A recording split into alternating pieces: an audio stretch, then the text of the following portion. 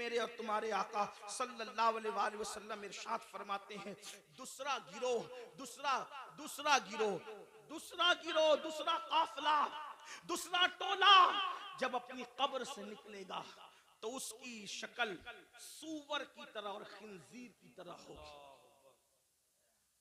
खिंजीर और सूअर की शक्ल में वो अपनी कब्रों से निकलेंगे। हालांकि जब उनको कब्र में रखा गया था तो उनके चेहरे अच्छे भले थे, लेकिन अब वो मैदान महशर में उठेंगे तो वो सूअर की शक्ल और खिंजीर की शक्ल लेकर उठेंगे। सहाबा बेचैन हो गए, तड़प गए, अर्ज किया या रसूल अल्लाह सल्लल्लाहु अलैहि वसल्लम, जो गिरोह, जो टोला, जो काफिला कब्रों से सूअर और खिंजीर की शक्ल में उठेगा, उनका क्या कसूर होगा? तो मेरे आका फरमाते हैं उनका कसूर ये होगा कि वो नमाजों में सुस्ती करते थे, वो नमाजों में गफलत करते थे। मुसलमानों जरा सोचो तो सही, अपने नबी की हर बात पर यकीन है, इन बातों को क्यों भूल जाते हो? जिसके कहने पर अल्लाह को एक माना, जिसके कहने पर कुरान को अल्लाह की किताब माना, जिसके कहने पर दीन इस्लाम को हक माना, अल्लाह अल्लाह उस रसूल का फरमान है, बेनमाजी, नमाज में सुस्ती करने वाला जब अपनी कब्र से उठेगा तो सूअर की शक्ल में उठेगा, खिंजीर की शक्ल में उठेगा। इस पर ज्यादा बात न करते हुए एक रिवायत आपके सामने पेश करूं, खुले दिलों के साथ और खुली आंखों के साथ, खुले कानों के साथ सुनना। अपने आप पे रहम कर लो, अपने आप पे रहम कर लो। अल्लाह के बंदो, आखिरत की घाटी बड़ी मुश्किल तरीन घाटी है। हमने उसको जितना आसान समझा इतना आसान नहीं है। मेरे इमाम कहते हैं अल्लाह अकबर, पाट वो कुछ धारिये कुछ जार हम, या इलाही क्यों कर उतरे पार हम, अपनी सत्तारी का या रब वास्ता हो न रुसवा बरसरे बाजार हम। अल्लाह अल्लाह, हमें फेसबुक के लिए तो वक्त है, यूट्यूब पर बैठने के लिए तो वक्त है, दोस्तों की महफिलों के लिए तो वक्त है, बीवी बच्चों के लिए तो वक्त है, सबके लिए वक्त है, रब के लिए वक्त नहीं। सुन लो और अच्छी तरह से सुन लो। अल्लाह अल्लाह, हजरत अल्लामा उस्मान इब्ने हसन रदी अल्लाह तबारक व तआला अन्हु अपनी किताब में लिखते हैं, मेरी बहनों की भी तवज्जो, अल्लाह के हबीब अलैहिस्सलाम का ज़ाहिरी दौर है, आका अलैहिस्सलाम अपने सहाबा के जुर्मुट में जलवागर हैं। ऐसे में एक नौजवान रोते हुए आता है और अर्ज करता है, या रसूल अल्लाह सल्लल्लाहु अलैहि वसल्लम, मेरे अब्बू का इंतकाल हो गया, मेरे बाप का इंतकाल हो गया। आका मेरा बाप मर चुका है, उसका इंतकाल हो चुका है, हम देहात के लोग हैं, देहात में रहने वाले हैं। आका न उसको कोई गुस्ल देने वाला है, न उसको कोई कफन पहनाने वाला है। या रसूल अल्लाह सल्लल्लाहु अलैहि वसल्लम, इसलिए मैं रो रहा हूँ। मेरे आका ने फरमाया, ए अबू बकर उठो, ए उमर उठो और दोनों जाओ और जा करके इसके देहात में पहुंचो, इसके गांव में पहुंचो, उसको गुस्ल भी दो, उसको कफन भी पहनाओ। अल्लाह अकबर।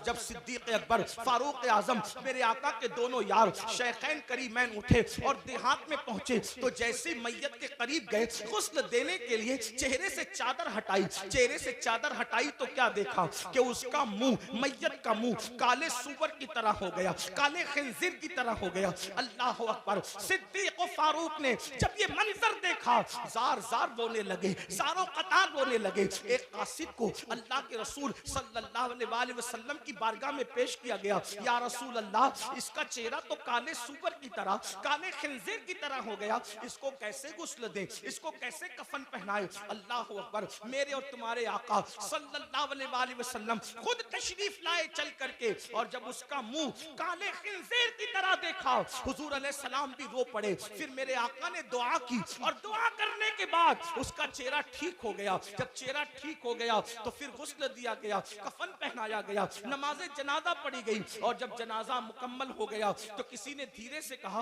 पहले तो इसका चेहरा काले सूअर की तरह, काले खिंजीर की तरह हो गया था, अब जरा देखे तो इसका चेहरा कैसा है। जब दोबारा चेहरा देखा गया नमाज जनाजा के बाद, जब कफन हटाया गया तो क्या देखा लोगों ने, अब भी उसका चेहरा काले सूअर की तरह, काले खिंजीर की तरह था। सब रो पड़े। सहाबा ने अर्ज किया, हमारे माँ बाप आप पर कुर्बान या रसूल अल्लाह सल्लल्लाहु अलैहि वसल्लम, इसका चेहरा बार बार काले सूअर सूअर की तरह, काले खिंजीर की तरह कैसे हो जाता है? तो मेरे आका ने उसके बेटे को बुला करके पूछा, ये बता तेरे बाप का चेहरा काले सूअर की तरह क्यों हो जाता है बार बार? उसने अर्ज की, या रसूल अल्लाह सल्लल्लाहु अलैहि वसल्लम, मेरा बाप कोई गुनाह नहीं करता था, बस उसकी कमी ये थी कि जब नमाज का वक्त आता तो वो सो जाया करता था, वो नमाज नहीं पढ़ता था। तब मेरे आका ने इरशाद फरमाया, लोगों ध्यान से सुनो, जो नमाज में सुस्ती करेगा वो अपनी कब्र से इस हालत में उठेगा कि उसका मुंह काले सूअर की तरह होगा, काले खिंजीर की तरह होगा। बताओ, चेहरे पर फुंसी आ जाए कितना बेचैन हो जाते हो, किसी के चेहरे पे सफेद दाग आ जाए कितना बेचैन हो जाता है। लोग मुंह पे रुमाल रख के फिरते हैं, अगर उसको फालेज हो जाए, मेरा टेढ़ा मुंह लेकर मैं कैसे जाऊं, सफेद दाग लेकर कैसे जाऊं, फुंसी लेकर कैसे जाऊं? अपने जैसे इंसानों के सामने जब ये ऐब लेकर नहीं जाते, जिसको डॉक्टर दुरुस्त कर सकता है वो ऐब लेकर नहीं जाते, अल्लाह ना करे नमाज छोड़ने की वजह से मुंह काले सूअर की तरह होगा, तो अल्लाह की बारगाह में क्या मुंह लेकर जाओगे, किस तरह मुंह लेकर जाओगे? और सुन लो, दुनिया के इम्तिहान में अगर नाकाम हो गए तो फिर कामयाबी के चांसेस है, मगर आखिरत के इम्तिहान में अगर नाकाम हुए फिर कामयाबी का कोई चांस नहीं है। पहली और आखिरी मर्तबा मौका मिलेगा, क्या तैयारी की उसके लिए? नहीं नहीं, हमें टाइम निकालना होगा। बड़ी माजरत के साथ एक बात और आपसे कहूं, आज मेरी कौम के दिमाग में एक खप्त है, नहीं हम तो गौस पाक के मानने वाले, हम तो गरीब नवाज के मानने, हम तो आला हजरत के मानने, हम तो शाह बरकतुल्लाह के मानने, तो हमें क्या होगा? हमने तो जिना करके भी जन्नत ही मिलनी, हमने तो नमाज छोड़ के भी जन्नत ही मिलनी, हमने तो पूरी जिंदगी कुरान को हाथ नहीं लगाया, तो क्योंकि हम मानने वाले कितने बड़ों के, जितने बड़ों के मानने वाले उनकी बड़ाई में मुझे कोई शक नहीं।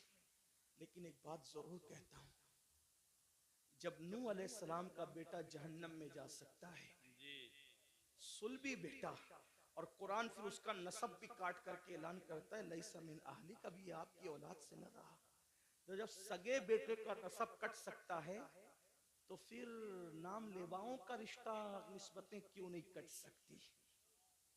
वो शख्स गौस पाक का कैसे हो सकता है जो नमाज नहीं पढ़ी? क्योंकि गौस पाक कह चुके कि बेनमाजी मरे तो उसे मुसलमान के कब्रिस्तान में दफन मत कर। मैं लोगों को कहता हूं, कुछ लोगों को बुरा भी लगता है, लेकिन मुझे लोगों का ख्याल कम है। हम लोग कादरी बन गए, चिश्ती बन गए, नक्शबंदी बन गए, सहरवर्दी बन गए, मदारी बने, वारसी बने, बरकाती बने, रजवी बने, अशरफी बने, सब बने। अब से पूछता हूं, सच बताना अपने ईमान वाले दिलों पे हाथ रख के, क्या सच्चे मुसलमान भी बने हम? अपने आप से पूछो, आज सब बने? कादरी, चिश्ती, नक्शबंदी, अदीब, खतीब, शहीद, ये वो मुखय्यद, ये सब बने? सच्चे मुसलमान भी बने? आप कहेंगे तू कैसी बात करते आया है, हम क्या मुसलमान नहीं? मैंने कहा मैं आपके इस्लाम का मुनकिर नहीं, लेकिन पूछ रहा हूं क्या सच्चे मुसलमान भी बने? कहा वो क्यों? मैंने कहा इसलिए कहता हूं, अगर पीर टोपी दे दे, तवज्जो करिए, टोपी दे दे, कितना संभाल संभाल के रखते हो, मेरे पीर की टोपी, मेरे पीर का मामा, मेरे पीर का कुर्ता, मेरे पीर का जुब्बा। क्यों? किसने दिया? पीर ने तोहफे में दिया। और प्यार उससे कितना है कि कब्र में भी ले जाऊंगा।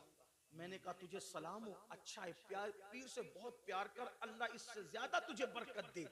लेकिन इतना जरूर तुझसे पूछूंगा, सिलसिले की मोहब्बत में तुझे पीर से इतना प्यार है